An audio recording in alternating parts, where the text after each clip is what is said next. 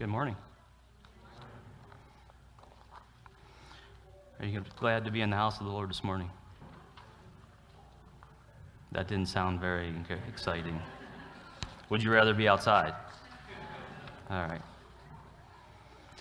Well, welcome. Welcome to all of you here. Welcome to those joining us online. That prayer about being redeemed, about being restored, that would be a good way to sum up this time this morning. Let's start with a word of prayer. God, thank you for your love for us. Thank you that, as Joe said, it's limitless. God, help us to, at times, show our expressions of love and gratitude and appreciation and the highs that we feel and those times that we are, as Dustin said, walking or even crawling, maybe even not even be able to move. We're grateful that you meet us right where we're at. Lord, I pray that you will be here with us this morning, that you will guide my thoughts and my words, that they will bring glory and honor to you. In your name, amen. Okay, so it was about 2003, 4 years after being in electrical business, and I finally had enough money, or at least felt like we did, to buy a new set of glasses. And I was working on, I think it's Apple House, close to Lauren and Dart. I don't know if they're here. I don't think they're here this morning. Close to Lauren and Dart's house, working in a basement. And I needed to move a wire in an electrical panel. So I don't know if you want to imagine an electrical panel. And as I was working in that electrical panel, I needed to move one wire to another location to be able to get a new wire in that was bigger around than would fit in any of the other lugs. And if anybody knows me very well, patience is not my virtue. And in my mind went to a time in Virginia where I decided to do this, and I got the best or worst shock of my life, depending on how you look at it, Laverne. And so I'm like, okay, I need to pay attention. I need to make sure I'm not touching anything. You can get away with working with live wires if you're not touching anything, not grounded. So I'm working away, and I grab my needle nose, and I'm trying not to touch, just keeping on the insulated part. And another important detail, it was a hot summer day. End of the day, I tried to keep the power on because they were wanting to milk, and so I'm not trying to turn power off and disrupt their life as normal. So I'm working away, trying to get this wire up into a lug, and it's a multi-strand wire. I don't know if you're familiar with wires, but there's some that are stranded, and there's one strand that just was not going in. And so it was a lower basement, kind of tight. Panel was a little bit lower, and so I can really get, it's like in a sweet spot of getting strength. So I'm working away, and I'm working this wire back and forth, twisting it, trying to get it up into this lug. And again, trying not to get up onto the hot part of my needle nose. So I'm working away and thinking about all the different ways I can get shocked and all the different ways that this could go bad. What I didn't think about was that needle nose pliers usually don't have a lot of grip to them. So what I did was I was pushing, and all of a sudden, wham! I had no idea what happened. I found myself laying on the floor, on my back, on concrete. I had no idea what happened. I had hit myself so hard that I had knocked myself out, or at least taken myself out. I had done this and hit myself in the head and laid there on the floor.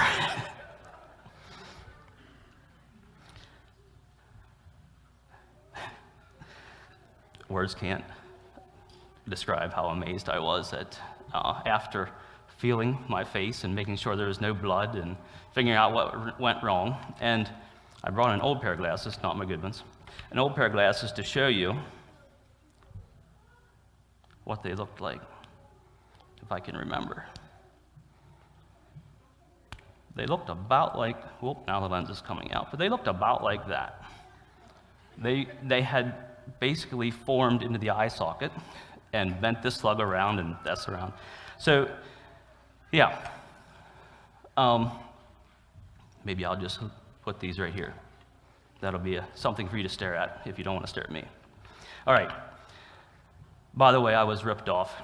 I was told that those new pair of glasses were scratch resistant. They didn't withstand that.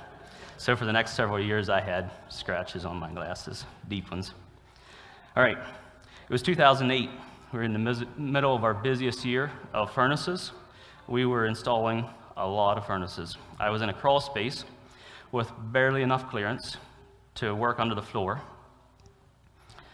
putting up radiant heat. For those of you who don't know what radiant heat is, it's you take whatever insulation might be in there, you take it out, put in PEX tubing that reflects heat up, and then you have to put insulation under that to reflect that heat. So I'm putting insulation up on my back in this crawl space, obviously with not the greatest of attitude, and definitely not a servant's heart because it was my brother's crawl space, which made it a little bit even worse. And I had been in there for all day. I had looked around and found snake skins and dead mice carcasses, and I'm just like, it's time to be done. I am ready to get out of here. And so I'm on my back, hacking away at insulation with my newly sharpened pocket knife. It was about that size, maybe a little bit smaller. And so I'm in there hacking away at this insulation.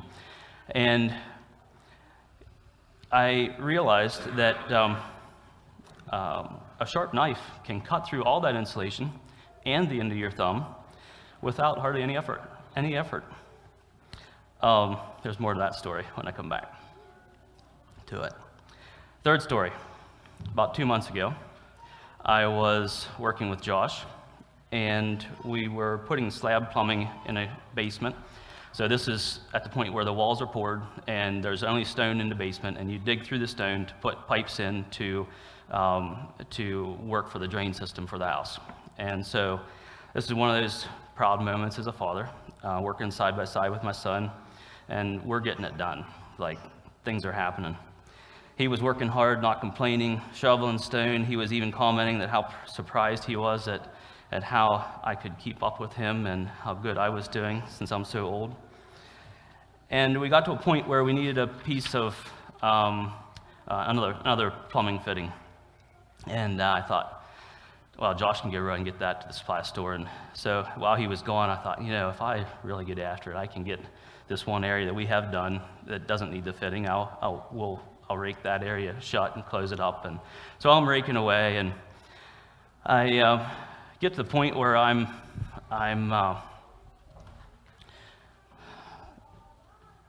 have a big pile of stone that's it's more than what you want to do with a rake.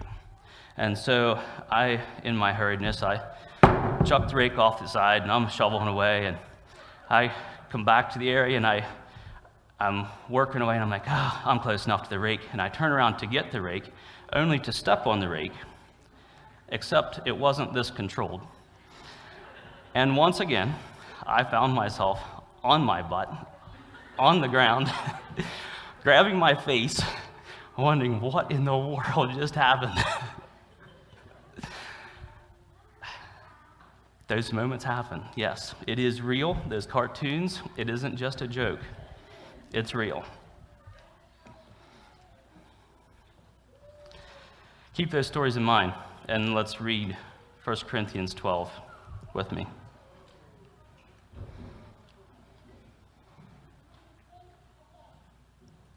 Okay.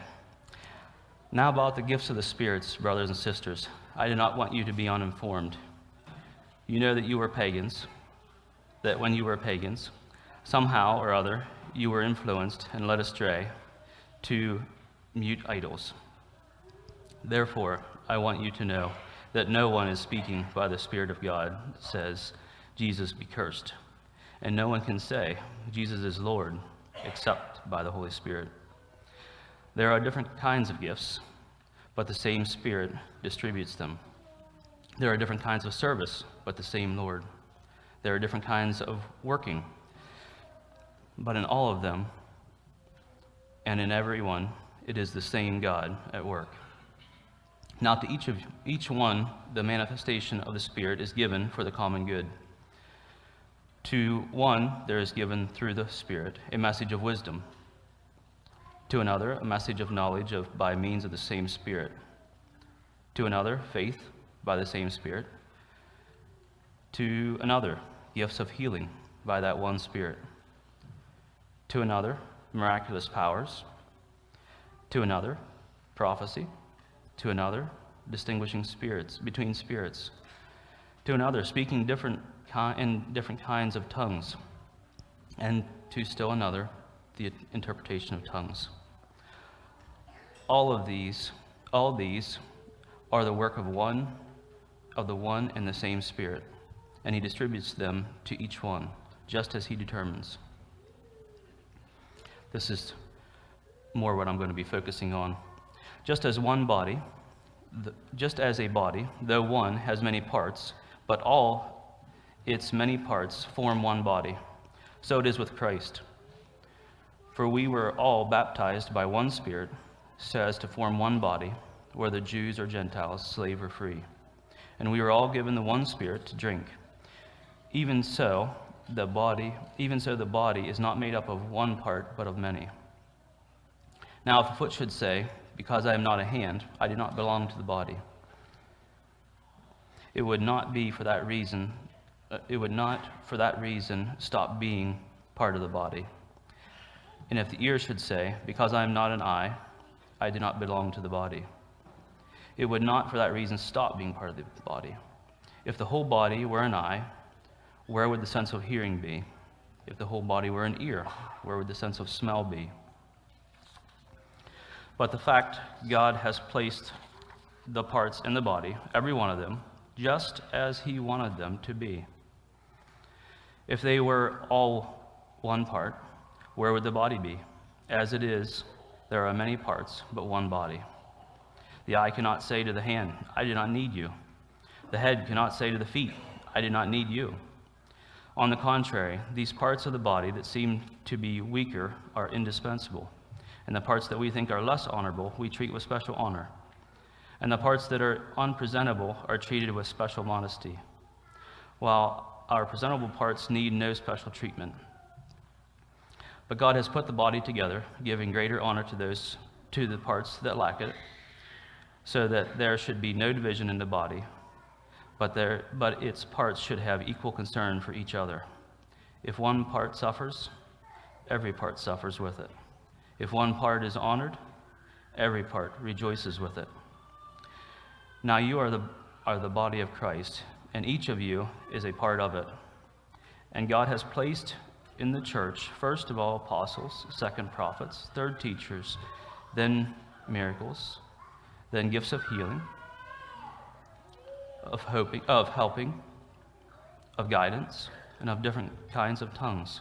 Are all apostles? Are all prophets? Are all teachers? Do all work miracles? Do we all have gifts of healing? Do we speak in tongues? Do all speak in tongues? Do all interpret? Now eagerly desire the greater gifts. And yet I will show you the most excellent way. And then Paul goes on to talk about love in chapter 13. So what do those stories have to do with the scripture? Well, for me, when I read that scripture, these stories came to mind, and a lot more of times that I've hurt myself. God will get our attention. Unfortunately, I have plenty more times of smashing my own fingers, toes, throwing things down only to have something come flying back up at me and having to duck or catch whatever was coming my way. Sometimes carelessness, sometimes more preventable than others.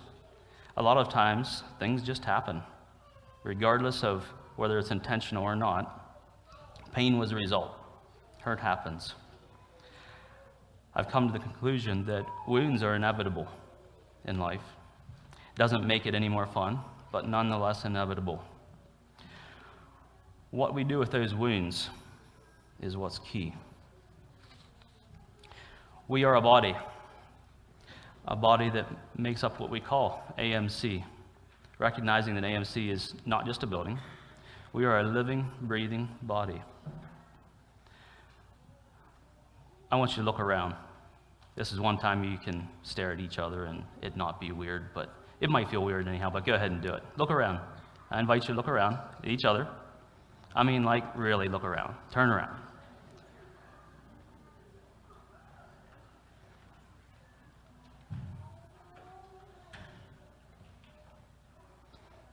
Do you see any two people alike? Close, maybe, sometimes. Mother, daughters, father, sons, siblings, but not exactly alike. We are all different. Yet we are here because of one common bond, Christ.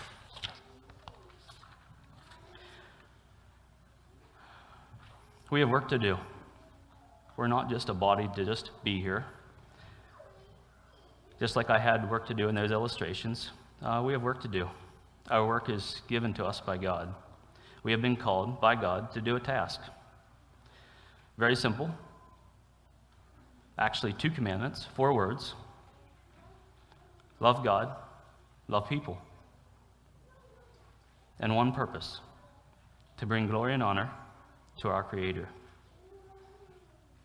As stated in this scripture, He gives us the necessary tools provided by Him. I want to read Ephesians 4:2-6. Be completely humble and gentle. Be patient, bearing with one another in love. Make every effort to keep the unity of the Spirit through the bond of peace.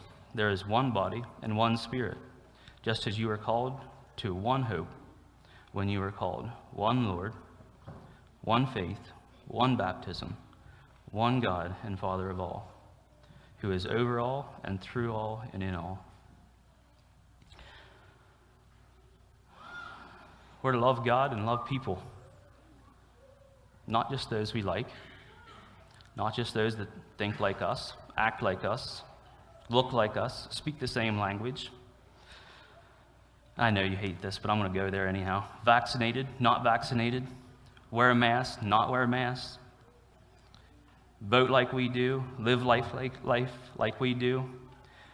We are designed by God to have a willful relationship with Him, showing Him how much we understand that what He has done for us by extending that limitless love that Joe talked about this morning. Limitless love. Never-ending grace that Dustin talked about, that has been freely given to us. We're to love everyone, not just here at AMC, but everyone. We can't truly wholeheartedly love God and at the same time not love those created in His image. That's what Jesus was talking about in Mark 12:31. Love God, love people. 4 simple words. They aren't hard to say. They aren't hard to understand. Yet, man, do I ever mess it up sometimes. I want to split that up into 3 types of situations. Like the rake episode, there are times when things just happen. Hurts, accidents, they just happen. There are times that we are just careless, really trying hard not to hurt anyone, not trying to get shocked, not trying to whatever, yet somehow pain still results. This is comparable to the needle-nose pliers episode that, we were trying our best not to get hurt, and yet we still get hurt.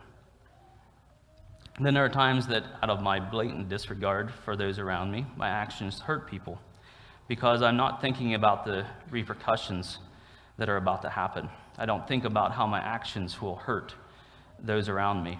Maybe out of haste, maybe out of frustration, like when I was on my back in the crawl space with my knife, with less than an ideal attitude. Even when my motives are good at the beginning, taking on that job, it was good. Yet somewhere along the way, what was supposed to be a good thing turned into a hurtful circumstance. By the grace of God and by those hardened glasses, I didn't blind myself. I was spared of a lot of pain, which could have occurred, but it still hurt. I still had to live with those deeply gouged glasses.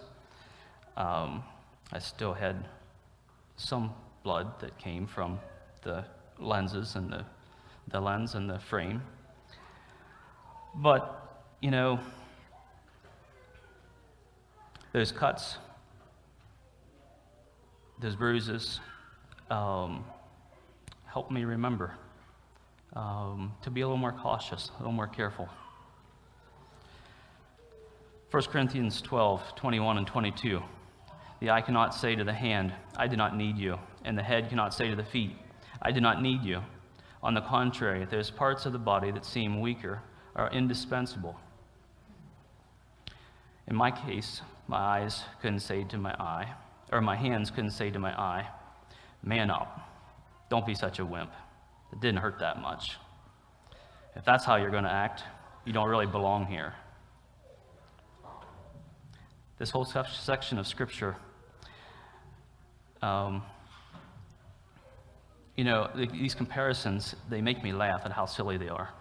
Like this Scripture, when I read it, and I just tried to read it as fast as I can, just real quick to give a glimpse, I'm just like, this is nonsense. This is a little bit silly. This is a little bit ludicrous. These illustrations that I have, they're a little bit ludicrous. That my eye, or my hands can't say to my eye, man up, or don't be such a wimp. Yet, there are times that I, have said those words to others. Maybe not with my words, but my actions. Do my actions convey that to those around me, that you don't belong? Are we aware of our actions? The end of my thumb, you can't see it, but it used to be pointier than what it is now, but it used to have a big hump there, but it's still numb. It's a reminder to me to be more conscious and cautious of what I'm doing, especially when holding a knife. This is what I would compare in times to which I'm being reckless and figure someone may end up getting hurt, but I just don't care. I have a job to do. I'm going to do it. Ever find yourself justifying your thoughts or your thoughtlessness in your actions by saying, let's just get it done? They're just standing in the way of progress. Yesterday, we had the opportunity to tear off a roof, and a lot of people did a lot of hard work, taking off the shingles, taking off the boards, and so I was there with the crane truck and lifting off the trusses. And if you're familiar with boom trucks, most of you probably aren't, but if you take a piece of metal and you hold it out there and you hang a strap from it and you're hooked to a truss that's nailed with, for those of you who know, 20-penny hardened pole barns that can't be cut, there's no real good way to take that truss off in one piece. But we did find a way. We cut where it was fastened to and tried to pull that section out. But in the meantime, that truss is held, like it's there. My boom truck, at that point, it would probably lift about 3,000 pounds, maybe 4,000. And the truss maybe weighed 100, 150 pounds at most. And so I've maxed out my crane and cannot lift this thing. You can imagine the stress that's on that boom. I tried to not put too much stress on it, so I backed it off a little bit, but apparently I didn't back it off enough, because whenever that truss let loose, it launched. And everybody around ducked and tried to hide for cover as fast as possible. We have to be careful of what we do. We have to be careful of our surroundings. We have to be careful of our words, our actions. I like to think of us as a healthy body here at AMC, and I think we are. I truly do. Most of the time, we're working together for a common purpose, not all doing the same tasks. As stated in this passage, we wouldn't be very productive if we all tried to do the same thing. That isn't what God intended. That's what the Scripture is about. We are different, designed that way, with intention, We all have different gifts, yet one body. Side note. Do you know what your gifts are? What gifts has God blessed you with? Are you using them for the kingdom? I urge you, time is wasting. Don't squander those gifts that God has given you to use for His glory. If you aren't sure what those gifts are, ask others. Pray about it. Seek those who will be honest with you and walk with you in discerning a little bit more of who God has created you to be. We're in this together. I understand that we as a congregation are walking through gifts discernment in the near future, and I'm looking forward to that. I think there's a lot of unused gifts here at Allensville that can be used to further His kingdom. You know, my right hand didn't have anything against my left. It didn't intentionally want to cut off the end of my thumb. My hands that were holding the needle-nose pliers didn't have anything against my left eye. My left foot didn't have anything against my right face, or to my face, the right side of my face. Yet pain still happened, all while trying to do the tasks in which my head was telling them to do. Experts say that each of us have experienced trauma over the last 2 years. So if you've been on planet Earth in the last 2 years, they say that this worldwide trauma hasn't happened to this degree since World War II. We didn't cause COVID. We didn't ask for it. Yet it doesn't make the effects any less real. Pain happens. Wounds, even to our own body here at AMC. I have wounded people.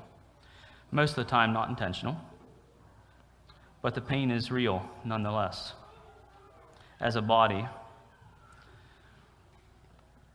we of all people should model what it looks like to live in unity, extending grace when it isn't deserved, love when it isn't reciprocated, love God, love people.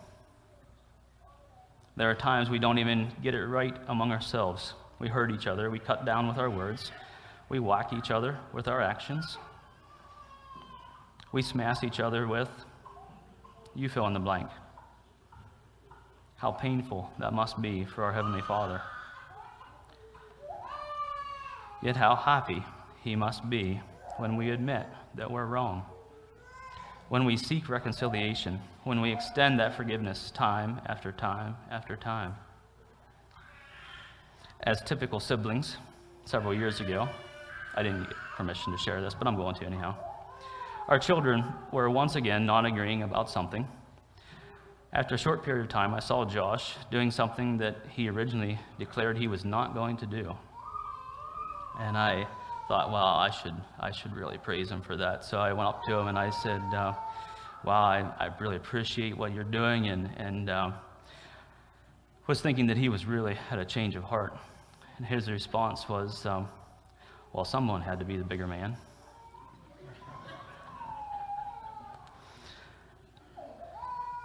You know,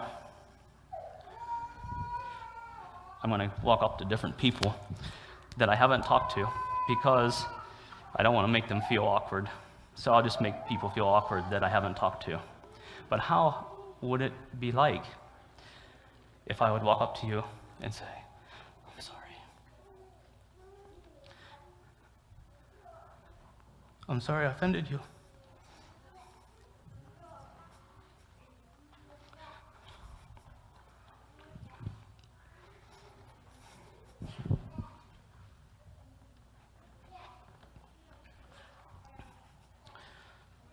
Powerful words.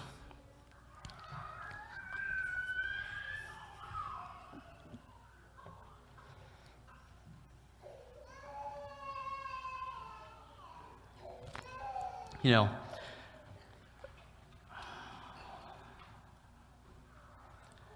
I'm probably the worst at this, but when visitors are here, do we welcome them? Do we go out of our way to say, we're glad you're here? I met somebody I never met before, at least that I don't remember. It's pretty cool times.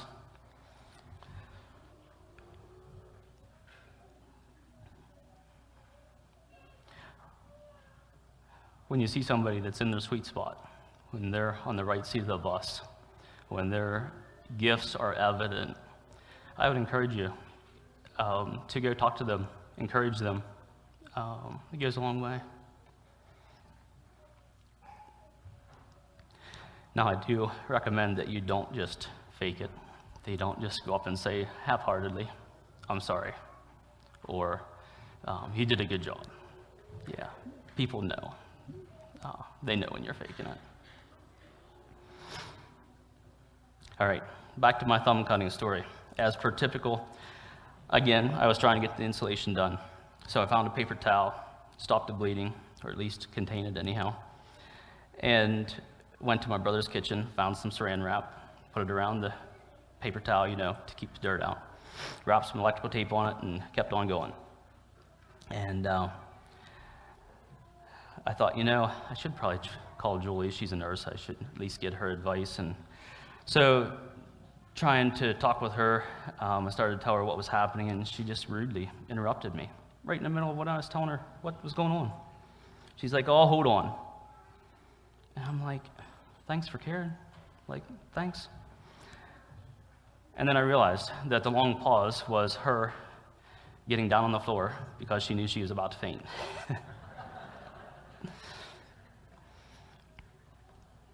After talking it through with her, I decided that I was going to wait till the end of the day and see what it was like. She tried to get me to go to the doctors or the hospital or whatever, and I'm like, "Nah, I'm going to finish." So got home, and once again, when I started to tell her what was happening, she immediately got down on the chair or floor or whatever it was, and we talked it through a little bit more, and I thought, well, I should at least look at it.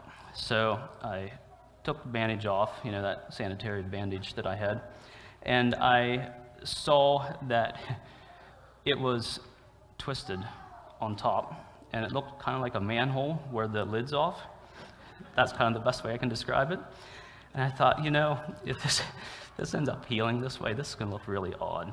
So I did go to the ER and asked if they treated stupidity, and they said every day. And they gave me 9 stitches. And over the next 2 months of healing, 2 months because normally it wouldn't take that long, but when you have a wound on the end of a thumb and you're reaching in your pocket or whatever, you inevitably snag that and reopen that wound over and over and over. There are times that we need help. There are times that we just need to admit it. Why is it so hard to admit that? We often say, "Oh, time heals all wounds," or "Time has a way of healing things." That is a load of you name it. No. It will only be a matter of time until those wounds resurface. They reopen. Just like me catching the edge of my thumb over and over again, it will happen.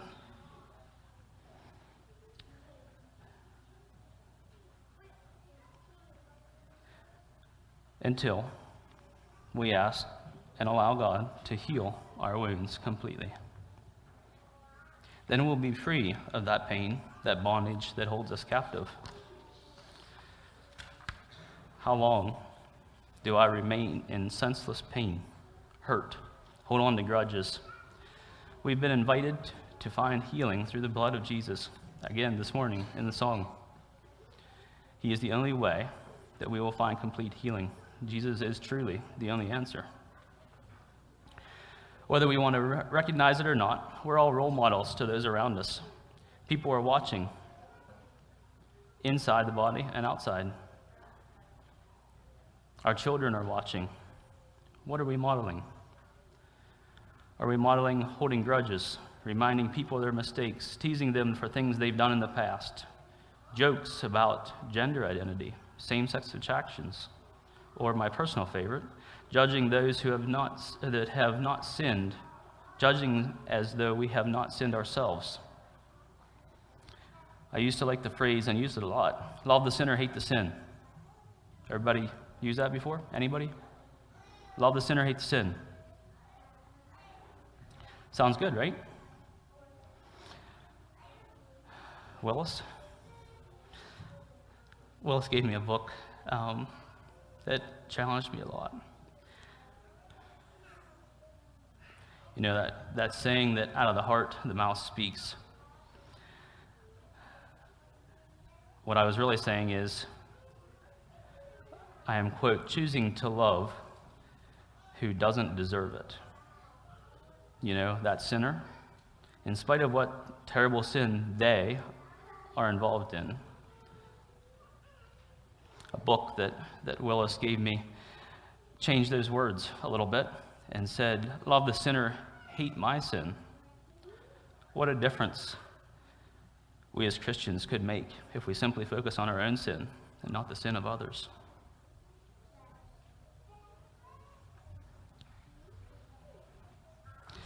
I may have shared this illustration with you before, but I think it fits. One time I was, maybe got it right.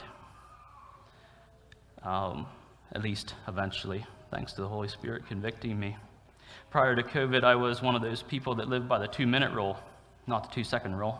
You know, when you drop something on the ground, you have 2 seconds. Well, I was like, 2 minutes is still good. One of my relatives likes to say when somebody else has not finished their food, well, I like germs, sure, I'll eat it. So applying that standard, you can imagine where I landed on the COVID issue. When COVID hit, I found myself going to stores and public places and being at least 50%, if not 100%, disrespectful of those requests of wearing masks, social distancing, whatever. My attitude was less than impressive most of the time. And I'm pretty sure that it was seen, displayed. What was I telling people by my actions?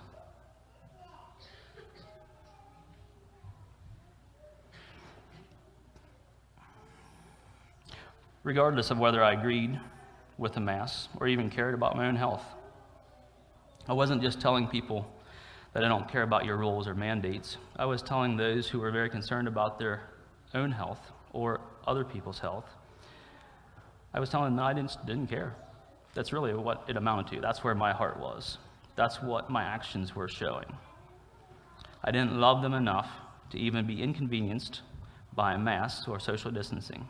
You may or may not agree, and that's fine. I know where my heart was. I was very much at a point of almost no respect or love for those around, concern for their health and those around them. So it took a few days until I was faced with the reality that I wasn't the only one on planet Earth and that other people mattered. I had to start thinking about others, not just myself. As an employer, I had to make decisions based on people that had much more concern for others than I did. They were showing love to others by their actions. They cared enough for others to take what even seemed to be extreme precautions, in my opinion, for the sake of the health of others. I had a choice to make. We had a choice to make. We could disregard suggested precautions, make at least some, if not everyone around us, feel more uncomfortable, or I could show my concern, die to self a little more, show my love for them by rethinking how I do life, how we run our business. Yes, probably not as profitable, probably not as efficient, but with much more love for those around me. Love God, love people.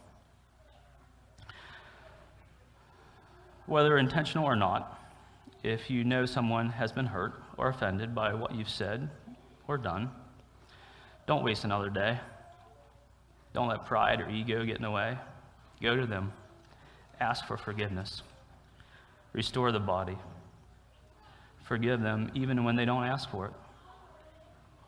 If you're offended, go to them. They may not even know that they've offended you.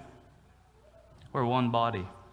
If we haven't heard this before, let me be clear. You belong here. You're part of the body. There's a place for you here. You're part of the body of Christ. I hope and pray that the rest of the body has shown that to you by our actions. You are welcome here. As illustrated in this scripture, each of us are important. Each of us have a gift. As Adam said at the Creekside service, each of us has a unique role here at AMC. Let's use these gifts. Let's serve together as one body for His glory.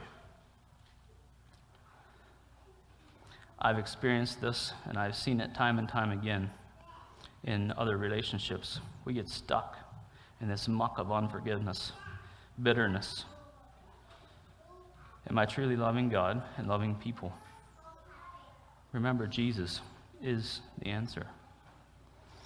Let me read again what Adam read last week, showing who we are to follow as our role model. I don't think there's a more appropriate scripture. Philippians 2, 1-11. Therefore, if you have any encouragement from being united with Christ, if any comfort from His love, if any common sharing in the Spirit, if any tenderness and compassion, then make my joy complete by being like-minded, having the same love, being one in spirit and of one mind. Do nothing out of selfish ambition or vain conceit.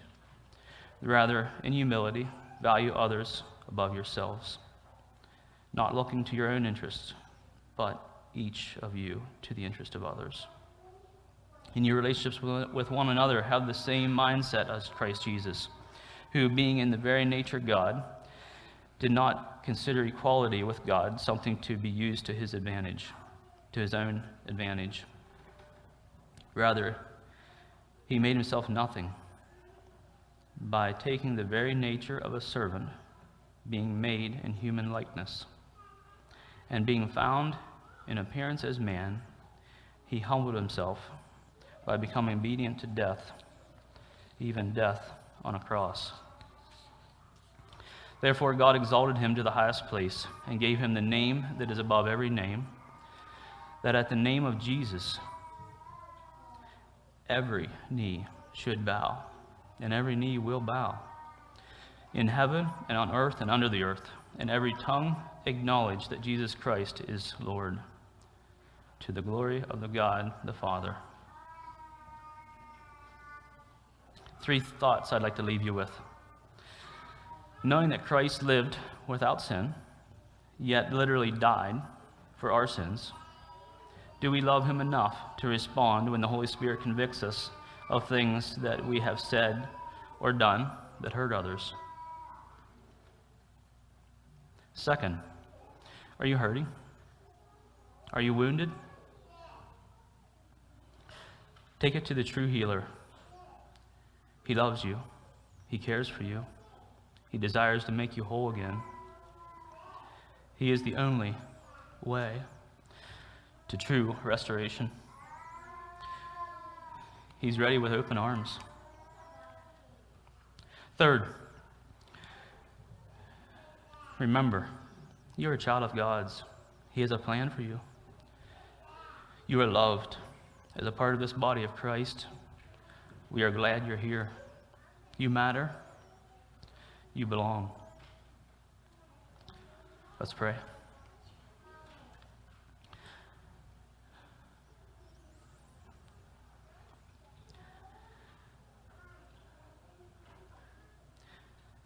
God, there are times when there are no words.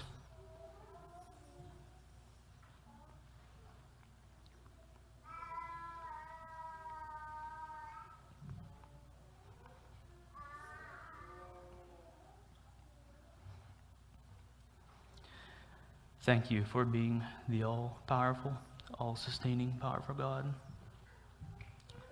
Thank you that you care. Thank you that you have made us all different, that we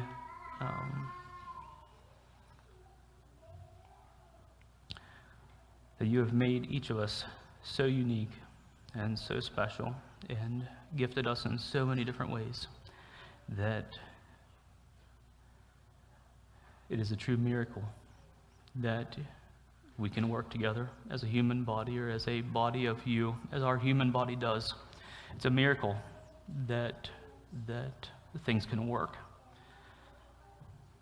so smoothly and so gifted. Lord, I pray that at Allensville, that we will model what it looks like to be healthy, to be working together with one common goal, that we are led by you as our head, that we will be conscious of each other. And when we wound each other, help us to extend grace, help us to extend love, help us to extend forgiveness, help us to ask for forgiveness.